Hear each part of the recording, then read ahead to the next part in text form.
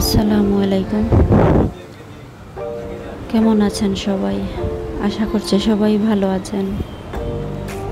গত দুদিন ধরে কোনো ভিডিও আপলোড করতে পারিনি।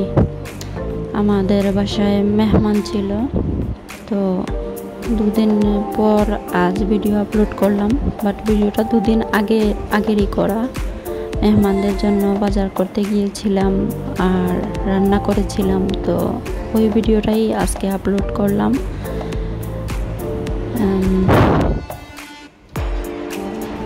তো মেহমানদের জন্য মুরগি এনেছিলাম, গরুর মাংস কিনে এনেছিলাম। তো ওনারা দুদিন আমাদের বাসায় ছিলেন, আর আমার ছোট্ট বাচ্চার জন্য আমাকে বেশি সময় দিতে হয়, ওই জন্য আমি প্রতিদিন ভিডিও করতে পারি না ঠিক মতো বা আপলোড করতে পারি না। তো আজ ভিডিও আপলোড করে আপনাদেরকে শেয়ার করলাম। মেহমানদের জন্য মুরগের মাংস রান্না করেছিলাম, আলু মাছের তরকারি রান্না করেছিলাম, ডাল রান্না করেছিলাম। ওগুলা ভিডিও করেছিলাম, এই জন্য আপনাদের সাথে আজ শেয়ার করলাম। কিন্তু মেহমানদের জন্য কিছু নাস্তাও বানিয়েছিলাম ওই দিন, ওইগুলো আমার শ্যুট করাই হয় নাই, তাই আপনাদের সাথে শেয়ার করতে পারলাম না। আর একটু পায়েস বানিয়েছিলাম মেহমানদের জন্য ডেজার্টে, ওইটাও আমি শ্যুট করি নাই, তাই আপনাদের সাথে শেয়ার করতে পারিনি।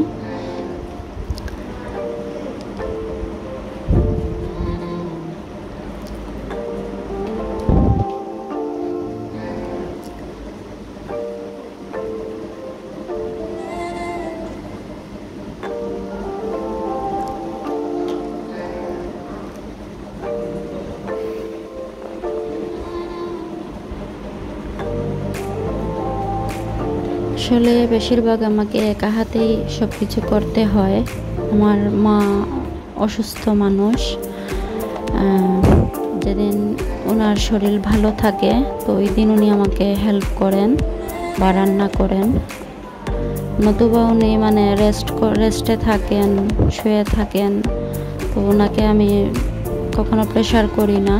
ওনার অনেক সমস্যা, হার্টের প্রবলেম, ডায়াবেটিক্স, তারপর হাই প্রেশার। তো ওই জন্য আমি আমার মাকে কখনো কিছু করার জন্য বলি না খুব একটা। আর ওনার শরীর ভালো থাকলে মা এমনিতেই আমাকে সাহায্য করতে নিজে থেকেই চলে আসে।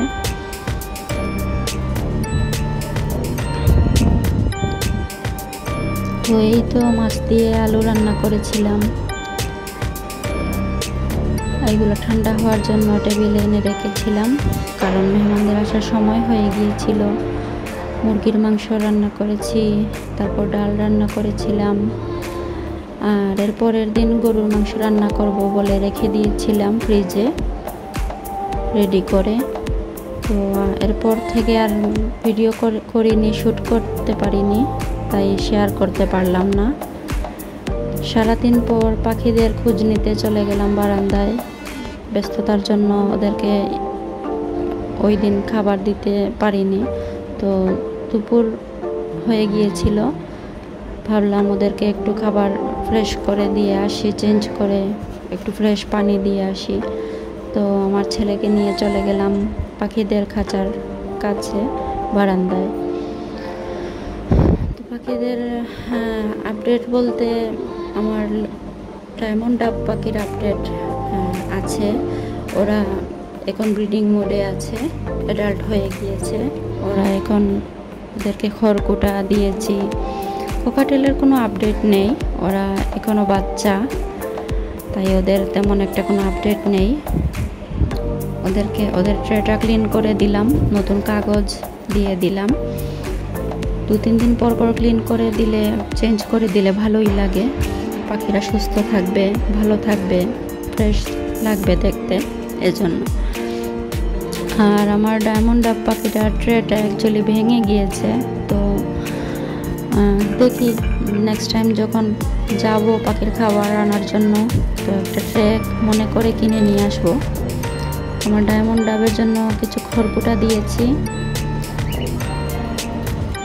নেক্সট ভিডিওতে আপনাদেরকে দেখাবো ওরা খড়কুটা সুন্দর করে সাজিয়ে গুছিয়ে নিল কি না, আপনারা দেখতে পাবেন অবশ্যই। তো এই তো ছিল আমার পাখিদের আপডেট ডায়মন্ড ডাবের।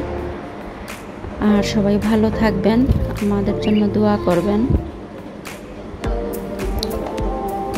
আর সবাই সুস্থ থাকুন, এই দোয়াই রইল।